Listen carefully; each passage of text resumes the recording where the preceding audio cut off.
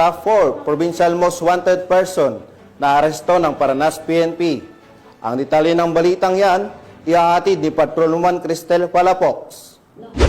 Otoridad ang nakatalagang top 4 provincial most wanted person na may kasong 2 counts statutory rape sa Barangay 6 Poblasyon, Katbalugan City, Samar. Naresto ang akusado bandang alas 4:25 ng hapon ng matauhan ng Paranas Municipal Police Station sa bisa ng warrant of arrest para sa kasong 2 counts statutory rape na walang inirekomendang piyansa. Ang akusado ay dinala sa Paranas MPS para sa kaukulang dokumentasyon at tamang disposisyon. Patuloy ang ating kapulisan sa pagpapatupad ng mga operasyon upang mahuli ang mga lumalabag sa batas, ipagkaloob ang hustisya sa mga biktima at mapanatili ang kaayusan at kaligtasan ng komunidad tungo sa minimithi natin na bagong Pilipinas.